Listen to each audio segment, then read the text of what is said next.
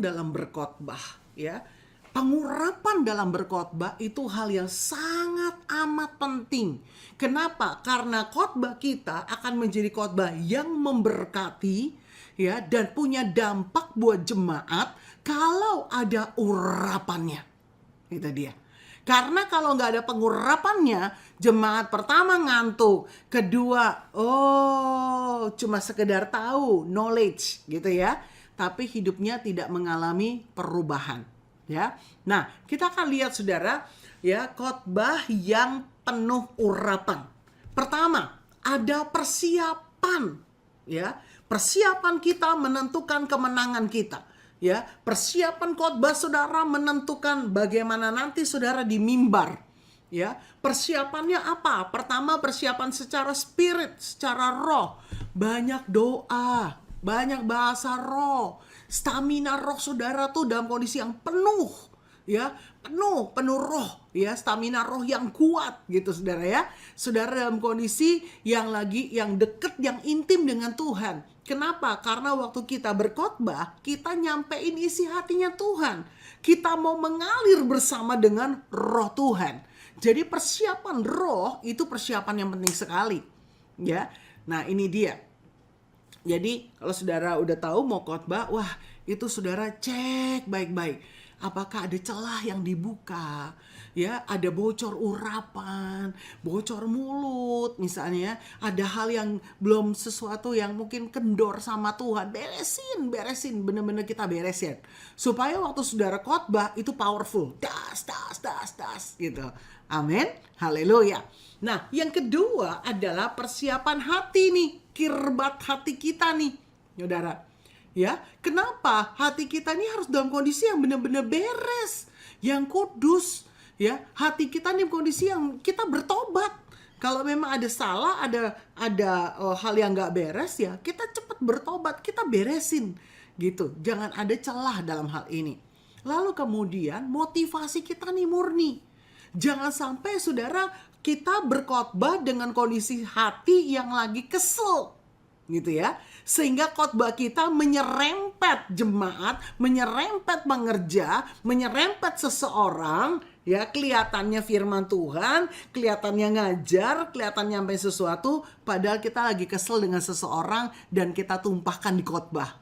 Ada nggak yang seperti itu? Banyak, gitu saudara ya. Haleluya. Nah, kita harus jaga motivasi kita murni, ya. Nah, saudara, persiapan hati juga termasuk jangan khawatir, saudara. Kenapa? Kadang-kadang gimana ya? Khawatir nih. Nanti kalau jemaatnya ngantuk kalau aku khotbah gimana? Ya, nanti kalau ngeblank gimana gitu ya. Jadi mau khotbah tuh banyak kekhawatiran, banyak intimidasi gitu, saudara, ya. Nah, nanti makanya saudara perlu persiapan. Minimal saudara berkata, Tuhan, mampukan aku Tuhan. Engkau yang ambil alih Tuhan. Ya, intimidasi aku tolak, hancurkan, patahkan dalam nama Tuhan Yesus. Saudara perangin, ya, supaya nggak ada khawatir, ya, nggak ada intimidasi. Apalagi kalau saudara lagi mungkin kesel atau marah, ya, dengan seseorang yang kira-kira akan hadir dalam khotbah saudara gitu ya. Jadi benar-benar bereskan, ya, persiapan hati. Ini penting saudara, ya. Hati sebagai tempat, ya, kirbat di mana pengurapan itu akan mengalir, ya, hati kita ini. Nah, yang ketiga adalah persiapan dalam pikiran, saudara. Pikiran kita harus tenang, tentram, ya. Jangan sampai pikiran kita ke distract. Ya, fokus kita ke distract. Lagi panik ini, lagi pikirin ini, lagi overthinking ini, lagi banyak pikiran macam-macam gitu, saudara. Sehingga kita nggak fokus sama firman Tuhan. Ya, firman Tuhan yang mau dibagikan itu bisa ngeblank gitu, saudara. Walaupun saudara persiapkan materinya, tapi kalau saudara ngeblank nanti pas di mimbar atau di depan banyak orang, saudara bingung apa yang mau disampaikan gitu ya. Nah, ini dia. Jadi pikiran kita. Kalau saudara rasa, Bu, pikiran saya kok kayaknya terlalu banyak yang dipikirin. Ya, kayaknya pikiran lagi hektik banget gitu ya. Nah, untuk kondisi seperti ini, saudara tumpang tangan di pikiran saudara. saudara nyembah, sudah bahasa roh, hurabatakarabayara boraba, terus bahasa roh, bahasa roh, bahasa roh, bahasa roh, bahasa roh, sampai hatimu, pikiranmu, rohmu tuh tenang, kuat ya. Itu penting saudara. Ya, itu bagian dari persiapan kita kalau kita mau mengalir bersama dengan Roh Kudus dalam urapan yang dahsyat pada waktu kita berkhotbah. Yang keempat, persiapan khotbah itu sendiri, materi itu sendiri, saudara. Ya, materinya harus dipersiapkan. Saudara, kita nggak bisa saya mengalir dengan Roh Kudus. Nah, terus kalau misalnya tiba-tiba ngeblank, tiba-tiba ke distract, saudara bingung mau ngomong apa di depan, gitu ya. Nah, nggak bisa, saudara. Tetap ada persiapan bahan khotbah. Ya, at least saudara tahu remanya apa yang Roh Kudus mau sampaikan.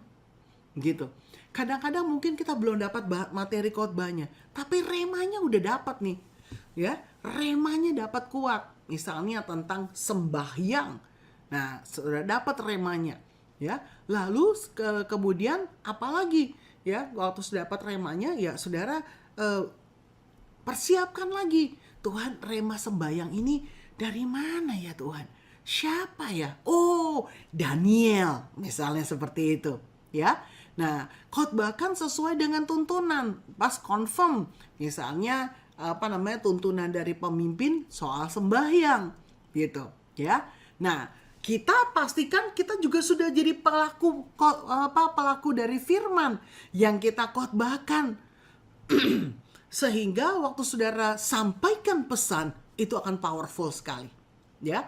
Nah, maksimal dalam membuat materi. Kita harus buat materi khotbah, saudara. Kalau misalnya saudara bilang ini, aduh Bu, saya punya kendala untuk buat PowerPoint. Paling tidak ada catatan-catatan yang saudara buat, ya. Bukannya kita plak baca catatan, tapi ada kerangkanya, poin-poinnya itu saudara sudah buat dalam catatan saudara. Sehingga waktu saudara sampaikan pesan, itu sudah jelas. Ya, poin-poinnya apa, judulnya apa, contohnya apa. Ya mungkin gak usah ditulis. Kalau saudara mau tulis detail, boleh. Ya, itu biasanya sangat membantu banget untuk kita yang pemula.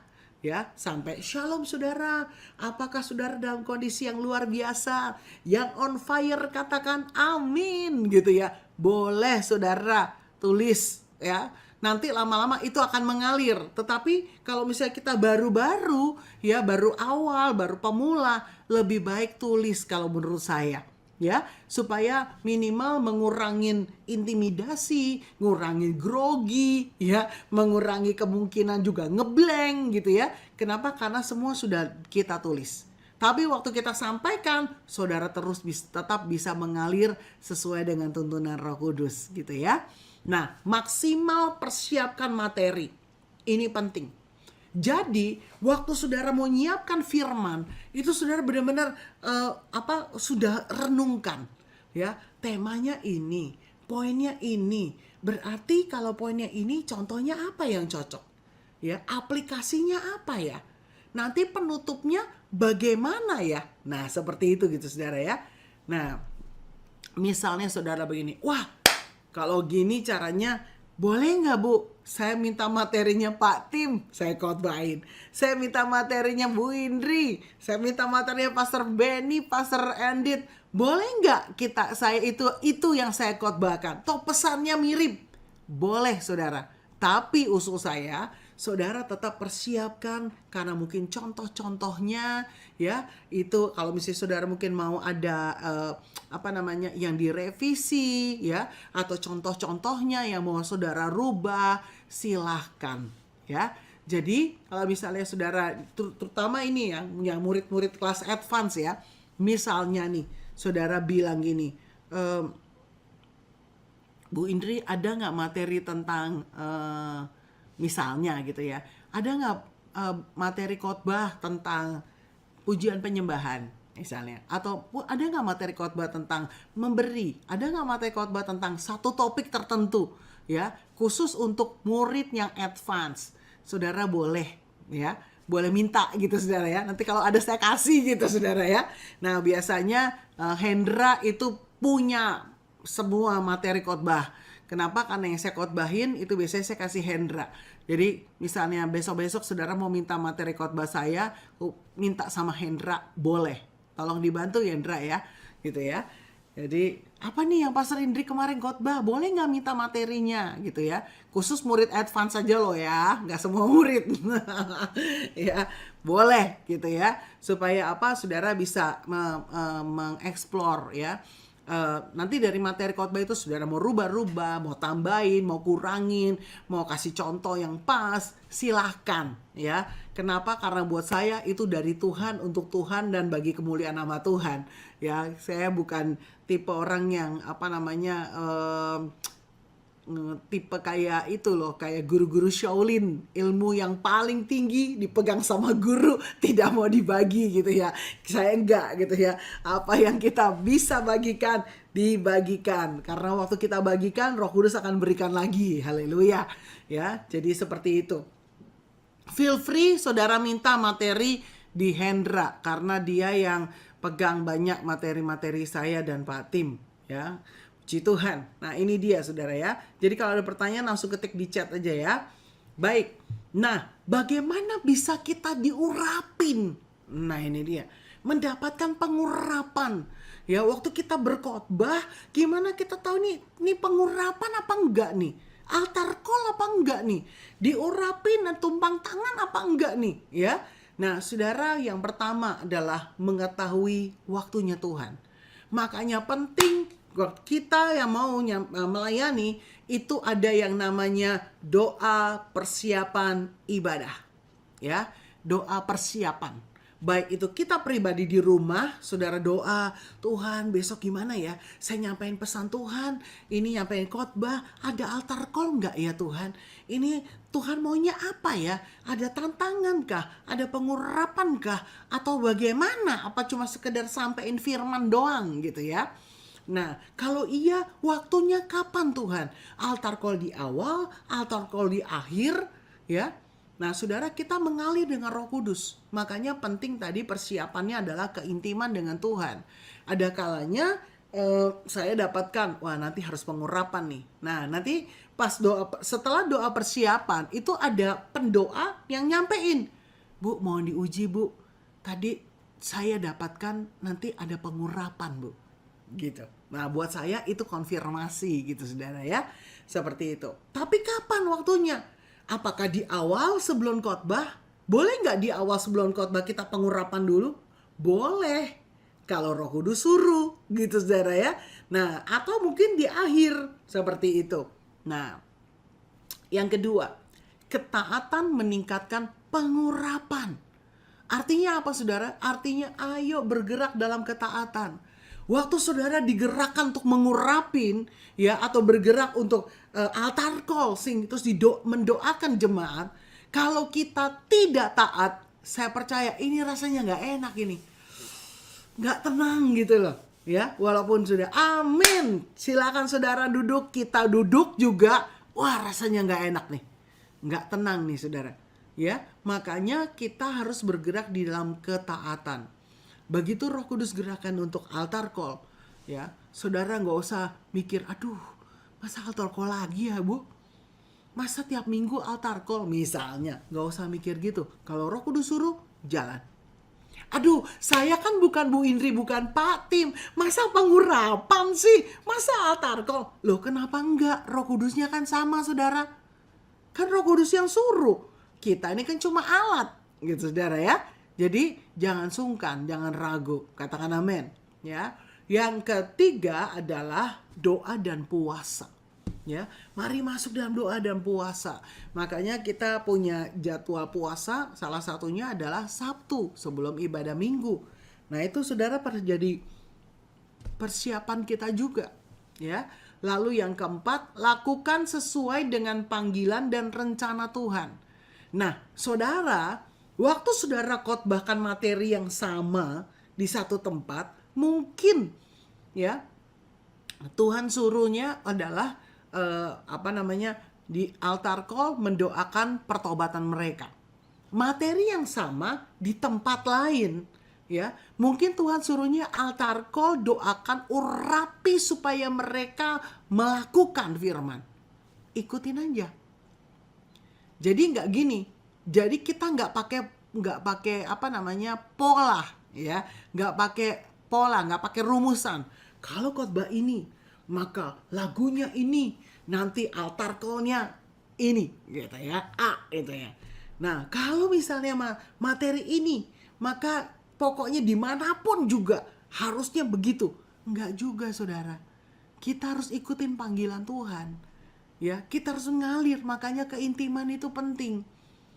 Ya, makanya kalau kita pernah ngalami sesuatu, misalnya habis firman, saudara ambil lagu ku yakin kau hadir di sini, ku rasakan kuasa yang tak terbatas. Di satu tempat saudara nyanyiin itu, lawatannya Tuhan dahsyat.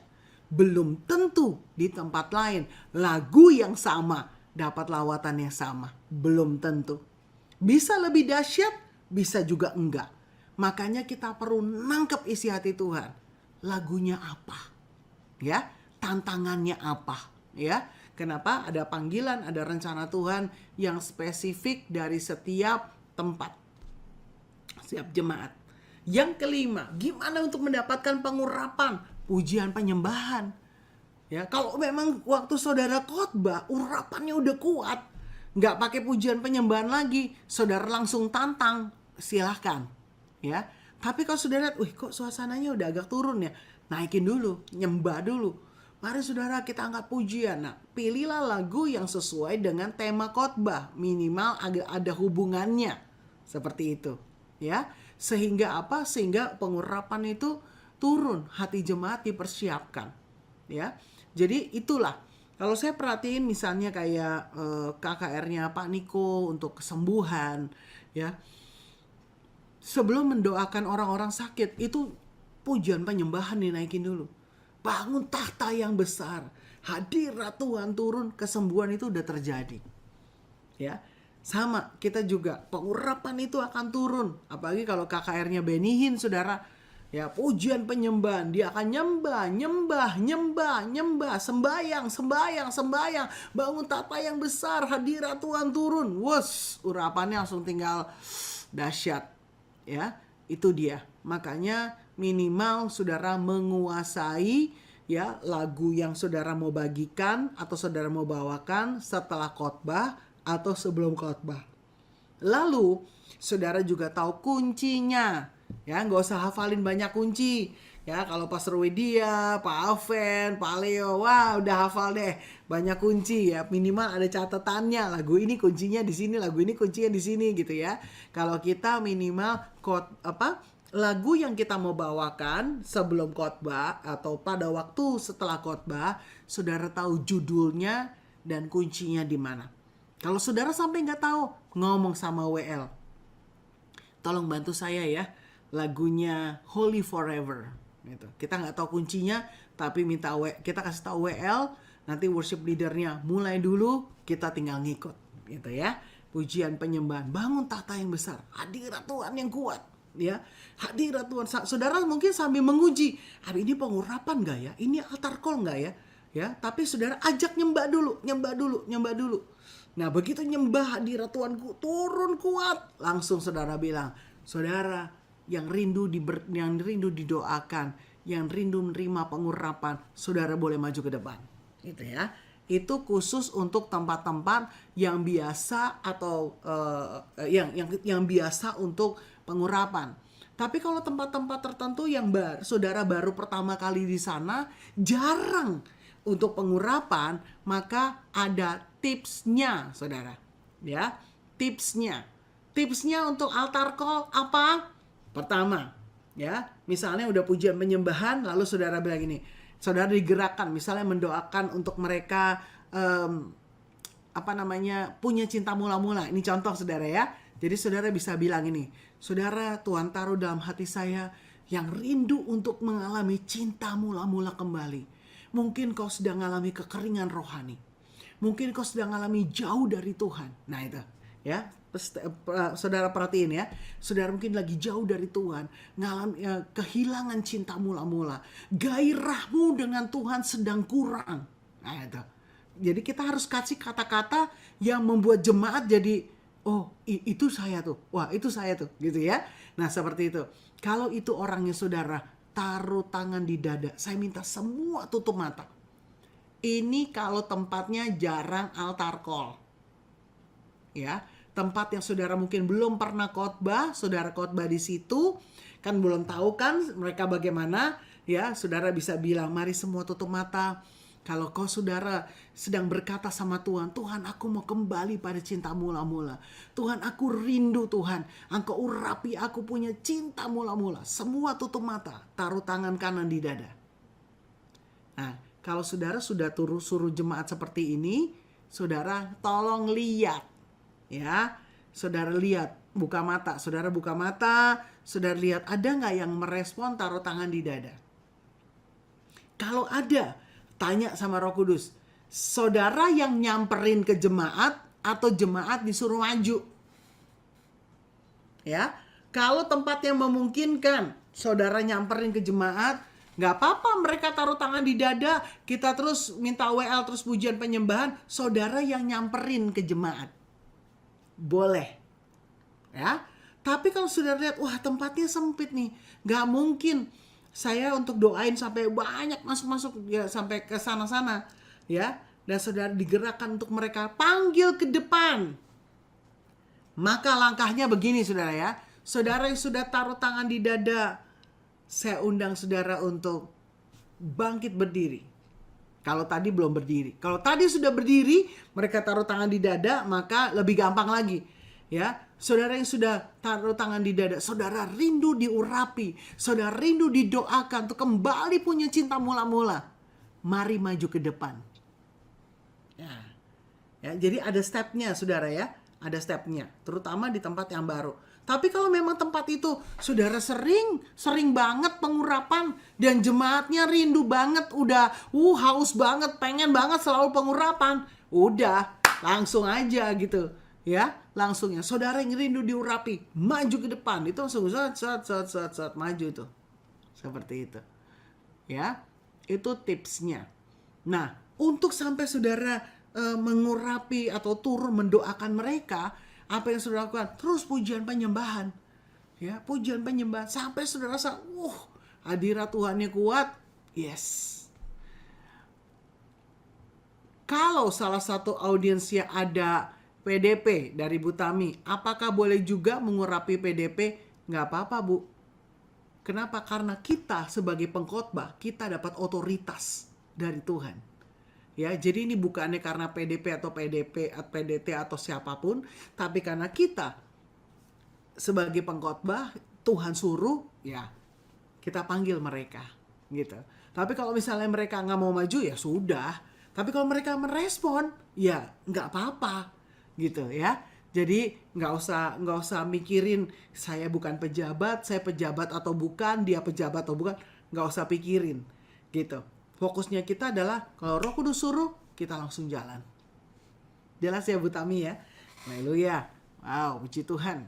5 faktor yang mempengaruhi tingkat pengurapan ya di dalam berkhotbah ya, dan kapasitas dalam berkhotbah. Jadi yang pertama saudara mungkin bisa merasa gini, kok kenapa ya kemarin itu urapannya kuat banget, tapi minggu lalu atau mungkin di tempat yang lain kok berbeda ya, gitu ya. Ini masalahnya di mana? Apa saya yang salah sebagai pengkhotbah, kurang persiapan, atau ada faktor yang lain? Ya, nah ini dia 5 faktor ini saudara yang mempengaruhi intensitas tingkatan pengurapan di dalam khotbah. Yang pertama adalah lapar dan haus akan kebenaran dan Roh Kudus. Kalau saudara khotbah di satu tempat, jemaatnya semuanya lapar dan haus. Wow, itu pengurapan kuat. Seperti kayak jemaat yang rindu sama Tuhan, itu Tuhan tuh langsung respon langsung memberikan karena mereka lapar, itu langsung lawatan itu kuat sekali. Ya. Nah, saudara pasti pernah pernah ngalamin yang seperti ini gitu. Di tempat yang sama atau di tempat yang maksudnya kita datang khotbah di satu tempat, tempat A sama tempat B. Kita khotbahnya sama, materi khotbah kita sama. Lalu yang kedua, kita pun persiapannya sama, tetapi kok yang pertama ini lebih kenceng ya urapannya dibanding yang kedua. Ya, berapa banyak yang pernah ngalamin kayak gitu? Boleh lambaikan tangan.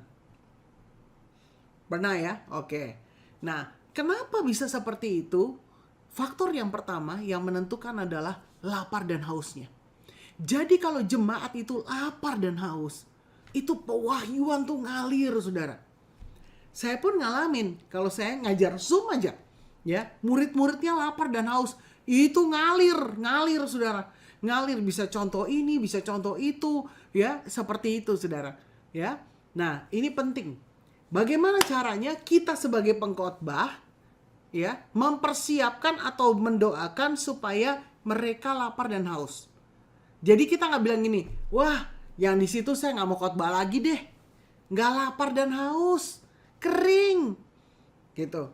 Kita juga sebagai pengkhotbah capek, berat. Saudara, kita nggak bisa seperti itu. Kalau kita diminta dan kita tahu kondisi jemaatnya tidak lapar dan tidak haus atau kurang lapar dan kurang haus, saudara perlu berdoa. Tuhan jamah lebih dahulu. Tuhan lawat mereka, Tuhan. Berikan mereka lapar dan haus. Itu tugas kita sebagai pengkhotbah.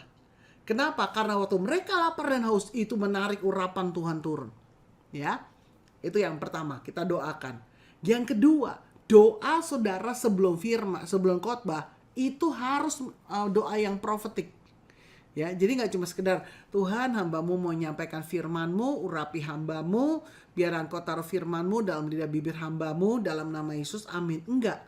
Tetapi doa saudara mendoakan, Tuhan biarlah Engkau buka mata rohani mereka, buka telinga rohani mereka, berikan pada hati mereka hati yang lapar dan yang haus. Itu menjadi doa saudara sebelum saudara menyampaikan firman. Ya, kalau saudara perhatikan, setiap kali saya mau mengajar juga gitu, turun pengurapan pengajaran di tempat ini. Betul nggak, saudara? Perhatiin nggak kalau saya mau ngajar, mau khotbah, saya pasti ngomong seperti itu kan? Kenapa? Itu sebenarnya seperti kayak perkataan profetik, supaya pengurapan pengajaran itu turun, supaya waktu jemaat mendengar, saudara mendengar langsung, wow, oh ngerti, oh jelas, oh kenapa? Pengurapan pengajaran itu yang ngajarin kita, ya. Bukan Bu Indri, pengurapan pengajaran, pengurapan Roh Kudus itu yang kita lakukan. Buka mata rohani, telinga rohani. Supaya apa? Supaya kita ngerti. Begitu dengar, oh iya, oh. Nah itu saudara, ya. Buka mata rohani, telinga rohani. Berikan hati seperti tanah yang subur, lapar dan haus akan Tuhan. Nah itu saudara, jadi doa kita. Ya, itu dia. Nah, yang kedua saudara, faktor yang menentukan pengurapan itu kuat dalam berkhotbah adalah doa. Ya, makanya kalau tadi pertama adalah lapar dan haus, itu kan jemaatnya lapar dan haus.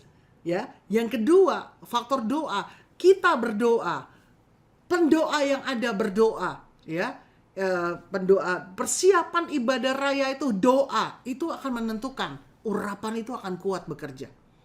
Makanya doa itu penting saudara. Kenapa? Karena waktu mereka mungkin masih banyak pikiran, ya banyak khawatir, itu mereka nggak bisa dengar khotbah, nggak masuk itu khotbahnya. Tapi waktu kita doakan, atmosfer hadirat Tuhan terbuka, mereka yang pikirannya terganggu, ke distract itu tiba-tiba terbuka, maka mudah sekali mereka untuk menangkap. Ya, ketiga ada kasih dan unity. Kalau pengerja di sana, kalau jemaat di sana itu ada unity, wow, firman Tuhan Mazmur 133 katakan, kesanalah Tuhan memerintahkan berkat pengurapan, ya kan? Jadi harus ada unity. Yang keempat, faktor yang menentukan tingkat pengurapan adalah firman dan iman. Artinya apa? Yang saudara sampaikan itu harus firman. Ya, kita hari-hari ini maaf saudara, cenderung orang memberikan informasi dalam khotbah. Apalagi kalau misalnya kita sedang membahas yang lagi viral gitu ya. Jadi khotbah kita tuh banyak informasinya. Padahal khotbah kita harusnya firman yang dibagikan. Makanya setelah judul, saudara kasih nats dulu, ya, ayat dulu keluar. Baru saudara misalnya mau cerita tentang perkembangan Palestina sama Israel, nggak apa-apa, boleh, tapi ayat keluar dulu. Ya, sehingga porsi kita adalah porsi firman. Jangan sampai saudara khotbah 30 menit, ayatnya cuma 2, bahas ayatnya cuma 5 menit, yang 25 menit ini cerita berita-berita, pengalaman-pengalaman, ya. Sehingga khotbah kita akan menjadi kering. Dan orang cuma, oh ya tahu sih, tapi ya apa ya gitu. Gak ada sesuatu yang merubah, ya. Seperti itu. Jadi ini penting saudara. Firman dan iman, ya. Artinya firman yang kita bagikan, lalu ya kita punya iman. Saudara bagikan iman kita terhadap firman tersebut. Dan yang kelima, faktor yang mempengaruhi urapan dan kapasitas dalam berkhotbah adalah pujian penyembahan. Makanya maaf saudara, kalau pujian penyembahan yang WL angkat sebelum kita khotbah, kayaknya belum robos, kondisinya belum naik gitu ya. Orang suka bilang belum ngangkat gitu ya. Maka kita sebagai pengkhotbah alangkah baiknya bawa lagi untuk nerobos. Amin. Ya, atau saudara pesen sama WL-nya. Sebelum kita begitu kita datang, saudara ngomong, sorry WL-nya siapa ya? Si A misalnya. Oh iya, mau tanya nih, kamu nanti sebelum firman mau nyanyi lagu apa? Kita pengkhotbah boleh tanya, lagu terakhir sebelum firman apa? Oh, lagunya itu Bu, ku mau selalu bersyukur misalnya gitu ya. Lalu saudara ngelihat itu gak sesuai dengan tema saudara. Tema khotbah saudara misalnya tentang menantikan Tuhan, atau tentang sembayang, tentang worship ya. Lalu saudara bilang gini, boleh gak abis kamu nyanyi lagu itu, abis WL nyanyi lagu itu, abis saudara nyanyikan lagu ku mau selalu bersyukur, saya minta satu lagu misalnya tentang penyembahan. Misalnya Holy Forever, atau misalnya tentang Holy Holy Holy Are You Lord gitu ya. Atau mungkin tentang ya pokoknya tentang penyembahan ya, supaya apa? Masuk dengan tema khotbah kita. Boleh saudara ya, supaya pujian penyembahan itu mempersiapkan jemaat untuk benar-benar masuk di dalam khotbah. Itu akan mempengaruhi pengurapan yang akan ada dalam ibadah tersebut ya. Jadi kalau kita sebagai WL, wah ini kurang ngangkat nih, suasananya kurang oke nih, angkat lagi aja kalau saudara memang bisa. Kalau saudara nggak bisa, nggak apa-apa, minta WL nyanyikan pujian seperti itu ya. Nah kenapa? Karena ini akan mempengaruhi, suasananya akan berbeda sekali. Terus suasana makin naik ya. Puji Tuhan. Ada pertanyaan dari Pak Dede.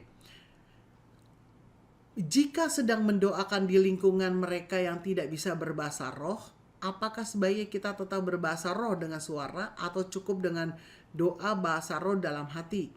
Apakah doa bahasa roh dalam hati sama powerfulnya dengan doa berbahasa roh dengan suara? Mohon pencerahannya. Nah, kita ini kan jangan sampai jadi sandungan ya saudara ya. Ini pertanyaan Pak Dede bagus nih ya. Kalau kita misalnya diminta untuk yang PD oikomene misalnya, atau maaf gereja tertentu yang memang tidak ada berbahasa rohnya ya. Nah, yang saya lakukan biasanya adalah saya bahasa roh pelan-pelan ya, pelan-pelan mau dalam hati kayak, atau pelan-pelan ngomong ramasyika ya raba tidak keluar dengan keras ya. Nah, atau mungkin dalam hati, tapi bisa juga penyembahan. Misalnya, haleluya engkau dahsyat Tuhan, engkau luar biasa. Ayo saudara terus sembah Tuhan. Ya katakan engkau luar biasa, kami sembah kau Tuhan. Waktu kita bermazmur gitu, kadang-kadang bahasa roh kita pasti akan keluar Pak, karena spontan gitu ya. Nggak apa-apa. Pokoknya kita nggak mau buat mereka shock, nggak mau buat mereka wow kaget karena terlalu banter, bahasa rohnya terlalu kuat, ya, seperti itu. Saya percaya kita perlu berhikmat juga, ya. Jadi supaya mereka bisa menerima firman yang akan dibagikan, seperti itu, ya.